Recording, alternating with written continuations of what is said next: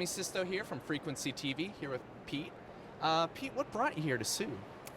Well, in 2001, I was hired to be a curator, which is sort of a staff science position here at the Field Museum, but for the study of dinosaurs.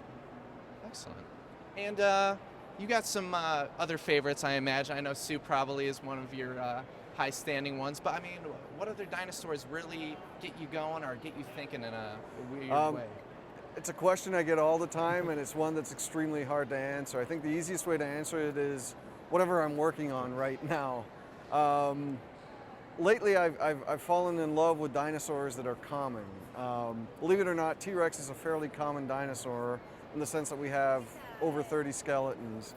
And that allows you to sort of ask and answer questions that you normally can't do for other dinosaur species, things that are more related to the way we would study living animals, for example, growth, population structure, things like that. So I sort of have a preference for the dinosaurs I can get multiples of. Sure. So yeah, you say there's a lot of common ones. Which ones in the last 25 years do you think there's been an abundance of, or maybe a new discovery? Well, there are a number of small dinosaurs, herbivorous dinosaurs from Asia, things like Protoceratops, Psittacosaurus, that are extremely common. You have specimen numbers up into the hundreds, and once you have that, you can actually really start answering some biological questions. Dinosaurs that would maybe make household pets, or? Yeah, these are fairly small animals. I think Sue would have probably put them away in one mouthful. And we know Sue was possibly attacked right on the lower jaw and probably died there. But I mean, was Sue big?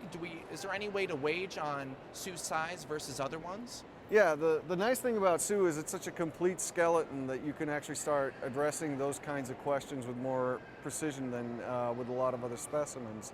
What we did in the case of Sue is we actually had the Chicago Police Department bring in a room scanner. It's a forensic tool. It's basically a laser scanner that they use to scan crime scenes. But instead we had them aim it at Sue and work their way around and create a 3D model.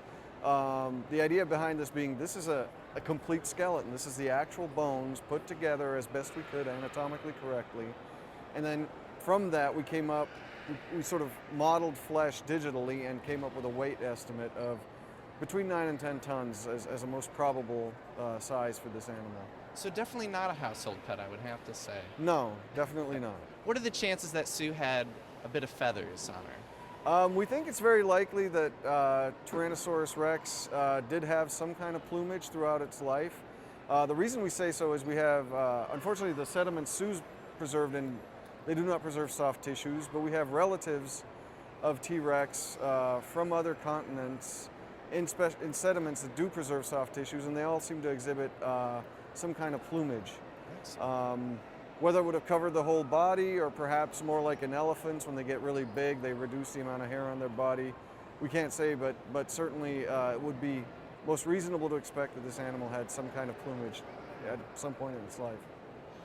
Any other additions in terms of dinosaur excavations, or any other friends that Sue might be making in the next few months? Yeah, we're continuing our field work in Utah. We've described a new carnivorous dinosaur that was a bit smaller than Sue last year. We are currently working on another very strange beaked dinosaur that would have been about 12 feet tall, but much more gracile than Sue, and possibly a plant eater. So we have a number of things in the pipeline that we'll be excited to talk about, hopefully in the next few months. Excellent. Thank you very much.